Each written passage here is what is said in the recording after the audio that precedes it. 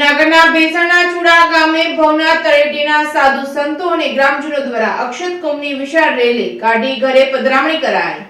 ભેસાણ તાલુકાના ચુડા ગામે જૂનાગઢ ભવનાથ ખાતે આવેલ અવધૂત આશ્રમના મહંત મહાદેવગીરી બાપુ પરમ પૂજ્ય અમૃતગીરી બાપુ પરમ પૂજ્ય દેવગીરી બાપુ પરમ પૂજ્ય વિવેકગીરી બાપુ તેમજ વાગણીયા આશ્રમ તેમજ મિતુલભાઈ દેસાઈ તેમજ જૂનાગઢ જિલ્લાના સહકાર્યવાહક રાષ્ટ્રીય સ્વયંસેવક સંઘ તેમજ અન્ય સાધુ સંતોના સામૈયા કરી સન્માન કરવામાં આવ્યું હતું। તેમજ દેવરાજભાઈ વગાસિયાને ત્યાં સભા રાખવામાં આવી હતી। ચુડા ગામના ગ્રામજનો, પૂર્વ સરપંચ જયસુખભાઈ વગાસિયા તેમજ ઘનશ્યામભાઈ પટોળિયા તેમજ ગ્રામજનો મોટી સંખ્યામાં તેમજ મહિલાઓ દ્વારા એકત્ર થઈ વિશાળ શોભાયાત્રા કાઢી પ્રથમ સમાજના આગેવાનો જમાલભાઈ તેમજ કોહાભાઈ તેમજ કાદરભાઈ તેમજ ત્યાં સાધુ સંતો તેમજ અક્ષત કુંભની પધરામણી કરી હતી। તેમજ થોડા ગામની અંદર દલિત સમાજના આગેવાનો સરપંચ મંગાભાઈ ચૌહાણ તેમજ અરવિંદભાઈ રાઠોડ, પ્રવીણભાઈ ચામડિયા ને ત્યાં અક્ષત કુંભની સાથે સાધુ સંતોએ પધરામણી કરી હતી। ગામના વિશાળ રેલી કાઢી અક્ષત કુંભની વાતે ગાતે પધરામણી કરવામાં આવી હતી। આ તકે મહંત મહાદેવગીરી બાપુના જણાવ્યા પ્રમાણે રામ ભગવાનની મૂર્તિની પ્રાણ પ્રતિષ્ઠાની ઉજવણી અયોધ્યા ખાતે થશે, જેના ભાગરૂપે સમગ્ર ભારત દેશમાં તમામ સમાજના લોકો વિશાળ શોભાયાત્રા કાઢી દરેક ઘરોમાં રંગોળી કરી